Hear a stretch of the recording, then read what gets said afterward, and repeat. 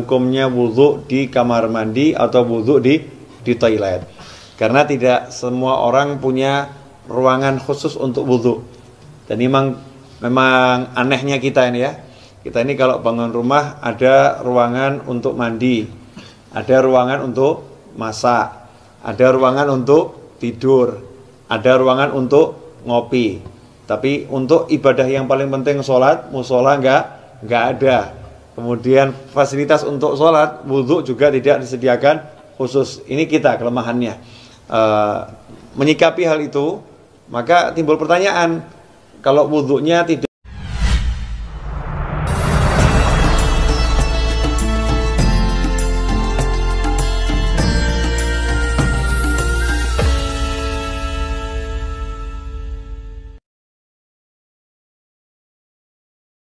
membahas pertanyaan masih seputar wudhu. Ini ada pertanyaan dari teman-teman tentang bagaimana hukumnya wudhu di kamar mandi atau wudhu di toilet. Karena tidak semua orang punya ruangan khusus untuk wudhu. Dan memang anehnya kita ini ya. Kita ini kalau bangun rumah ada ruangan untuk mandi, ada ruangan untuk masak, ada ruangan untuk tidur, ada ruangan untuk ngopi. Tapi untuk ibadah yang paling penting sholat, musola nggak ada.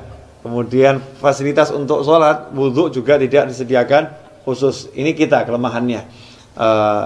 Menyikapi hal itu, maka timbul pertanyaan, kalau wudhunya tidak di ruangan khusus, ya tidak di ruangan khusus untuk wudhu atau nggak punya padasan. Kalau orang Jawa dulu punya padasan ya, gentong yang ada lubangnya di bawah, taruh di halaman untuk minum atau untuk wudhu. Kalau nggak punya seperti itu, adanya kamar mandi, adanya toilet, atau ketika di mall atau di pasar, wudhunya tidak di tempat khusus wudhu, tidak di luar ruangan, tapi di dalam toilet, di dalam kamar mandi, atau di dalam WC kalau bahasa umumnya ya. Kira-kira seperti apa? Sah tidak wudhunya? Kalau ditanya wudhunya sah atau tidak, maka wudhunya sah kalau memang syarat-syarat sahnya wudhu dipenuhi, kemudian hal-hal yang membatalkan wudhu tidak dilakukan, wudhunya sah-sah saja. Tetapi timbul masalah, orang wudhu itu ada sunnah-sunnah dan ada adab. Di antara sunnah-sunnahnya adalah membaca Bismillahirrahmanirrahim di awal wudhu seperti yang sudah dijelaskan. Kemudian nanti ada doa setelah wudhu. Dan ada adab-adab yang diajarkan oleh para ulama. Ada ulama-ulama yang menyusun doa-doa ketika basuh wajah, doa ketika berkumur, doa ketika membasuh tangan, doa ketika membasuh kaki, seperti yang dijelaskan Imam Ghazali dalam kitabnya Bidayatul Hidayah. Jadi memang doa-doa itu tidak diajarkan Rasulullah SAW, tapi orang diajarkan untuk berdoa kapanpun ya. Apalagi kalau doa ini dari para ulama. Lantas bagaimana kita mau membaca doa di dalam kamar mandi? Atau kita mau membaca Bismillahirrahmanirrahim sedangkan di dalam kamar mandi? Sementara kita ketahui Nabi kita Muhammad SAW mengajarkan agar kita tidak membaca lafzul jalalah, asma Allah, atau ayat-ayat Al-Quran, atau doa-doa di dalam toilet, di dalam kamar mandi. Emang apakah ada sumber hadisnya? Ada. Kita semua tahu baginda Muhammad SAW itu punya cincin. Punya cincin. Khatiman min fiddah, dari perak. Rasulullah punya cincin dari perak, yang cincin itu fungsinya sekaligus sebagai stempel. Fungsinya sebagai stempel. Dulu Rasulullah SAW tidak punya cincin, tidak punya stempel. Tapi ketika sahabat mengatakan, nih raja-raja yang pembesar-besar non-muslim itu kalau dapat surat, tidak ada stempelnya tidak mau terima.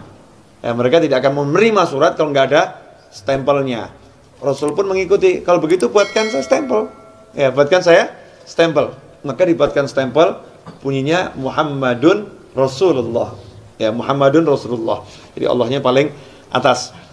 Berupa cincin dari perak. Ketika Rasulullah wafat SAW, setelah wafatnya Rasulullah, cincin itu dipakai oleh Sayyidina Abu Bakar As-Siddiq radhiyallahu anhu.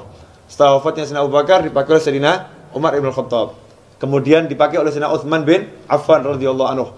Nah, ketika dipakai Sayyidina Utsman, cincin itu jatuh ke Bir Aris, sumur Aris. Kemudian tidak ditemukan lagi. Nah, apa dasarnya? Ketika Rasulullah masuk ke khala, ke tempat buang hajat, Rasulullah selalu melepas cincinnya. Jadi ketika masuk ke tempat buang hajat, Rasulullah SAW selalu melepas cincinnya. Karena di cincinnya itu ada tulisan Muhammadun Rasulullah.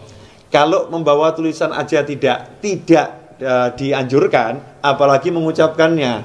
Ya, membawanya aja tidak dianjurkan, apalagi mengucapkannya. Berdasarkan hadis tersebut, yang diriwayatkan oleh Imam Al-Hakim, ya, dalam kitabnya Al-Mustadrak Al-Sahihain. Di situ beliau menyatakan, anna Rasulullah labisa khatiman naksuhu Muhammadur Rasulullah. Fakana idza dakhala al-khala wada'ahu. Kata Al-Hakim dalam kitab Al-Mustadrak, Az-Zuhri menyebutkan bahwasanya Rasulullah SAW punya cincin yang tulisannya adalah Muhammadun Rasulullah. Idza dakhala al-khala wada'ahu. Kalau masuk ke khala, ke toilet, Rasulullah SAW selalu melepaskan cincinnya tersebut. Hadits ini sahih menurut syarat Imam Bukhari dan Muslim, tapi tidak dicantumkan dalam kitab hadis Bukhari maupun Muslim. Maka ditulis oleh Al-Hakim dalam kitabnya Al-Mustadrak yang disusulkan, ya hadis-hadis yang disusulkan. Sebetulnya menurut Bukhari dan Muslim sahih, tetapi belum atau tidak dicantumkan dalam kitab Bukhari maupun kitab Muslim. Nah, hadis ini menunjukkan memang kalau masuk kamar mandi jangan bawa tulisan yang mengandung nama Allah atau nama Rasulullah Shallallahu Alaihi Wasallam. Dari sini ulama kemudian mengambil kesimpulan kalau membawa tulisan nggak boleh, apalagi membacanya.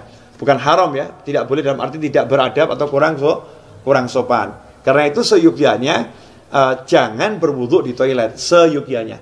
Cari tempat wudu yang memang betul-betul untuk wudu. Kalau tidak adanya toilet, barulah silahkan wudhu di toilet atau di kamar mandi atau di WC. Tapi kalau wudhu di kamar mandi, toilet atau WC, jaga adabnya. Apa adabnya itu? Ya, satu, jangan membaca asma Allah. Cukup dibaca di dalam hati. Lantas bagaimana dengan doa setelah wudhu? Ya, doanya dibaca di luar kamar mandi. Jadi selesai wudhu langsung keluar baca doa setelah wudhu. Atau bismillahnya dibaca di luar dulu. Bismillahirrahmanirrahim, masuk langsung wudhu juga. Nah, dengan begitu maka sunnahnya tidak hilang, tetap bisa melaksanakan sunnah-sunnah yang dianjarkan oleh Nabi Muhammad Sallallahu Alaihi Wasallam. Insyaallah sedikit ini barokah, dan jangan kemudian jadi jalan justru. Oh, berarti wudhu di toilet gak apa-apa. Oke deh, kita wudhunya di toilet aja, ya. Jangan seperti itu. Usahakan wudhu di luar toilet agar bisa melaksanakan banyak sunnah. Kalau memang terpaksa baru berwudhu di toilet. Walafu minkum, wassalamualaikum warahmatullahi wabarakatuh.